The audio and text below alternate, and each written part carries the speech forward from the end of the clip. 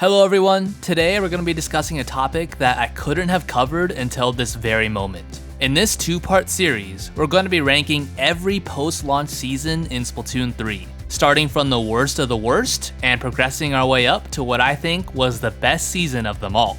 I'm choosing to make this series now because I'm pretty sure that the current Sizzle Season 2024 is the final season that's adding notable content, and there's quite a bit of evidence supporting that. I'm sure there will be more seasons, but they'll probably just add minimal content, if even any at all. And if I'm wrong and we do get a bunch of more real seasons, oh well, I'm just ranking all the ones we've had up to this point. Do keep in mind that this list is going to be scored based on my personal enjoyment out of each season.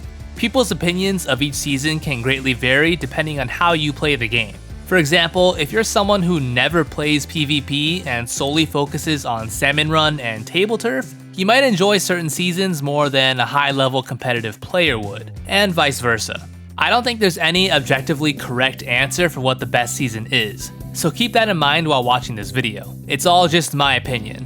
One thing I want to emphasize is that I'm only ranking all of the post-launch seasons. While Drizzle Season 2022 does count as a real season, I don't think it would be fair to rank that with the others since that was the base game. Of course everyone really liked that season, since it marked the start of a brand new game. If I were to rank it in this list, it would easily be number 1. So for that reason, I won't be including it. Oh, and also, I'm not going to talk about every single piece of new content that was included in each season, because if I did, this video would literally take hours. I'm just going to cover the things that are relevant to my opinions. With that being said, if you enjoy this video and want to see even more rankings like this, be sure to hit like, subscribe, and leave a comment letting me know. Alright, so as I just stated, we're going to be starting out with what I think is the worst season, and at the end of the video, we'll discuss what I think is the best season.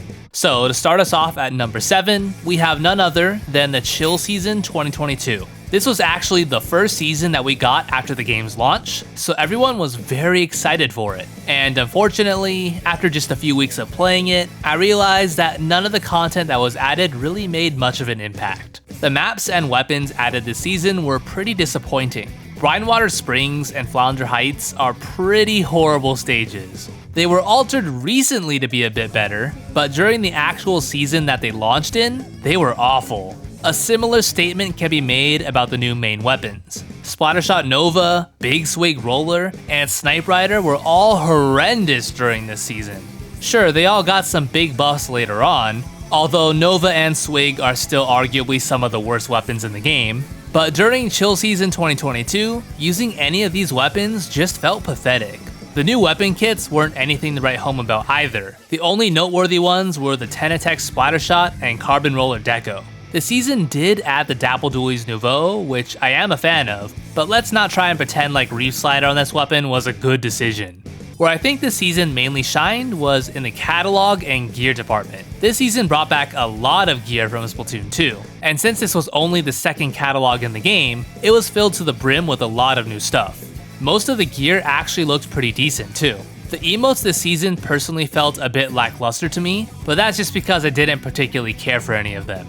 In regard to Salmon Run, a returning stage was added from Splatoon 2, being Marooner's Bay.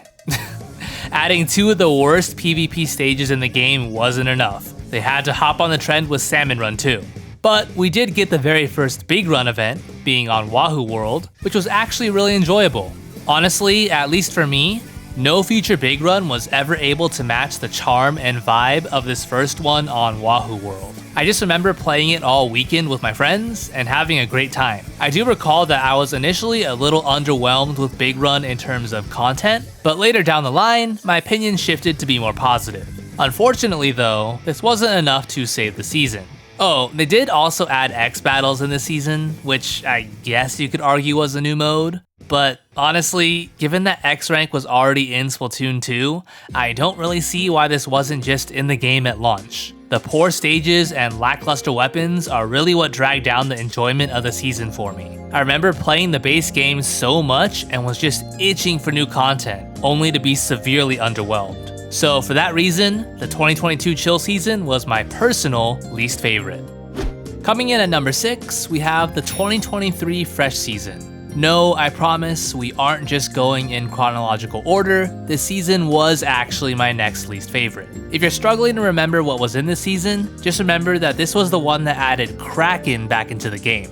Yeah, so instead of adding new main weapons, this season instead opted to add 2 new special weapons instead, which was fine. Unfortunately though, neither of these specials were really all that healthy for the game. You regular viewers know how much I hate Kraken Royale, so I'm not going to go on that whole rant again. Super Chump, which is a good special at the time of writing this video, was extremely undertuned when it launched. Now when I say this, I'm not necessarily blaming Nintendo for releasing an undertuned special. I get them not wanting to just drop a super ridiculous OP special, but as I said previously, it wouldn't be fair to rank aspects of this season based on changes that they received in later seasons. So in regard to the 2023 Fresh season specifically, neither of these 2 specials really enhanced the gameplay experience. Kraken Royale just made it feel shittier, and Super Chump was a giant nothing burger. But of course, I'm not just basing this ranking off of the new specials, so let's take a look at some of the other new content. The new kits were overall better than the previous season, but as for my personal enjoyment, none of these really interested me. 2 maps were added once again, this time being Umami Ruins and Manta Maria from Splatoon 2. I always thought Manta Maria was a great map, so I had no issue with it returning in this game.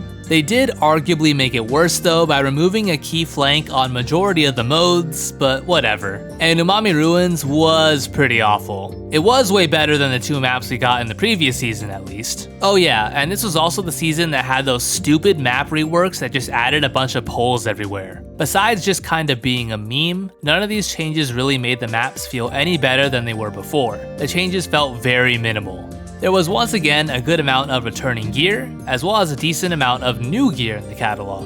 I do think the emotes this season were much better as well. Hell, the season had my favorite emote in the entire game, Backflip Batcha. Regarding Salmon Run, Big Run was on Inkblot Art Academy this time.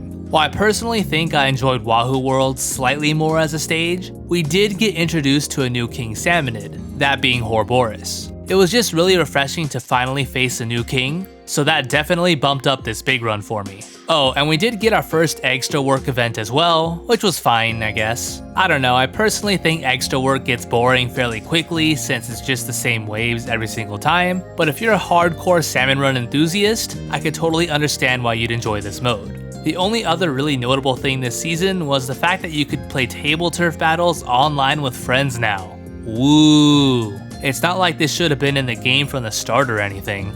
And also, why can't you just match up with random players? I think it's pretty dumb that you could only queue with friends. Anyway though, as a whole, I do think this season was pretty underwhelming. The content was more impactful than the 2022 chill season, but just barely.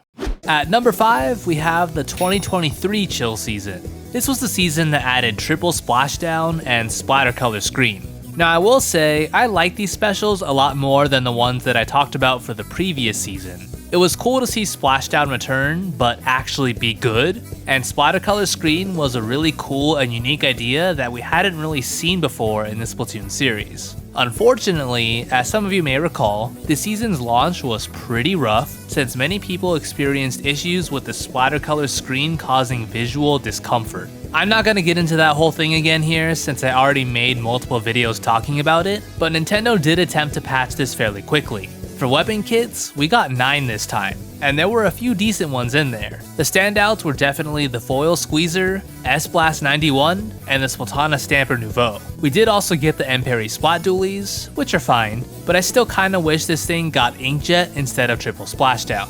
The maps are where this season really shines for me, and I'm really just saying that because of one map. Robo Ramen is widely considered to be one of the best stages in Splatoon 3, and I have to agree, it's just solid. Great theming and visuals, and more importantly, the map actually feels good. It's not just a Tetris block with limited routes like so many others in this game. We did also get a returning map from Splatoon 1, which was Bluefin Depot. I will say that I don't hate this map as much as everyone else seems to, but I'm also not saying it's good. I do enjoy it on Splat Zones and Rainmaker. Catalog-wise, this season was pretty eh. It had a lot of repeated gear, and from the limited new gear that we did get, nothing was particularly amazing. We also got no returning gear. Big Run was on Barnacle and Dime this time, and I really enjoyed this stage. We also saw the debut of Megalodontia, aka Joe, during this big run, which was awesome. In terms of challenges, the only one I really cared about was Oh My Gush. Its concept was really cool, but I just wish we got to experience the Gushers on something other than Turf War. However, this was the first season to have the extended time frame for challenges, now having 6 separate time slots instead of 3, which was a much needed change. Besides us getting 2 new battle songs that I didn't particularly care about, that's really all the season had. I did feel like this one was one of the more lacking seasons in terms of content, but the content it did add was fairly enjoyable. Again, I really liked the new specials and maps quite a lot. Also, I'm not factoring this into the ranking, but I did just want to point out that this season had one of the coolest trailers. For number 4, we have the 2024 Fresh Season, also known as the Splatoon 2 theme season.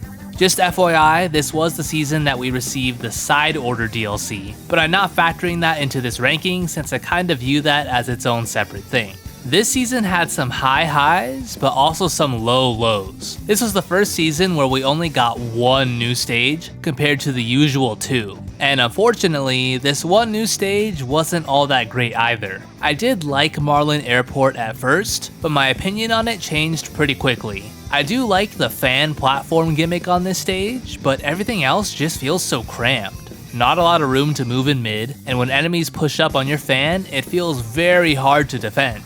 We did get new main weapons this season, being the recycled Brella 24 and the Dowser Dualies. While you guys know that I do love the Dowser Dualies, I'd be lying if I said that this weapon's introduction was impactful. It was pretty weak, mainly due to its kit. I got a ton of enjoyment out of this weapon though. I 5-starred it within like 2 weeks, and I even got the golden killer whale badge before the season ended. The recycled Brella, on the other hand, was just kinda there. I don't know, people were excited for this weapon, but it just ended up being worse than everyone expected. In terms of new weapon kits, this was notoriously one of the most lackluster seasons. We only received 8 new kits, and only like 3 of them were competitively viable. We did get the Glugadoolies deco, which I do think is quite good, but at the same time, it's not an incredible kit or anything. While the season's catalog was fairly underwhelming since it featured a lot of reused gear, the season did do one thing that fans have been asking for a long time. They finally brought back nearly every remaining piece of missing gear from Splatoon 2.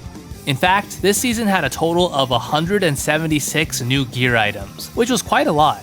For a Salmon Run, we got a brand new stage called Bone Rattle Arena. It's fine, it's definitely not my favorite Salmon Run map, but it's not bad. This map does feel very unique from all the other ones though, so it has that going for it. This season also had some of my favorite challenges, including dualies at 10 paces, obviously, full stream ahead, and curling hurl. Other features we got this season included 2 new battle songs, more adjust gear options, and fizz bangs in Splatfest. I actually really like fizz bangs. Sure, they're not super impactful, but they at least tried to do something to spice up Splatfest, and I commend them for that. Overall, I like the season. A lot of people didn't, mainly because we only got 1 new lackluster map and a depressing variety of new weapon kits, and I totally get that. But for me personally, I got 2 new dualies to play with, a lot of returning gear from Splatoon 2 that I missed, new creative challenges that I actually enjoyed playing, and a new Splatfest feature. Alright guys, well that's gonna do it for the first episode of this 2-part series. To quickly recap, we covered what were, in my opinion, the worst 4 seasons of Splatoon 3. We started with the 2022 Chill season at number 7, and worked our way up to the 2024 Fresh season at number 4, which I consider to be middle of the road. In a couple weeks, we'll revisit this topic once again, where I'll cover the final 3 remaining seasons, aka the best seasons of Splatoon 3. If you guys enjoyed this video, please don't hesitate to drop a like, subscribe so you don't miss out on part 2, and also leave a comment letting me know what you thought. I'd also like to know what your personal least favorite season is in Splatoon 3, because as I said earlier, everyone's opinions and experiences are going to vary. I'd love to hear all of your thoughts. With that being said guys, thank you so much for watching, and I'll see you all next time.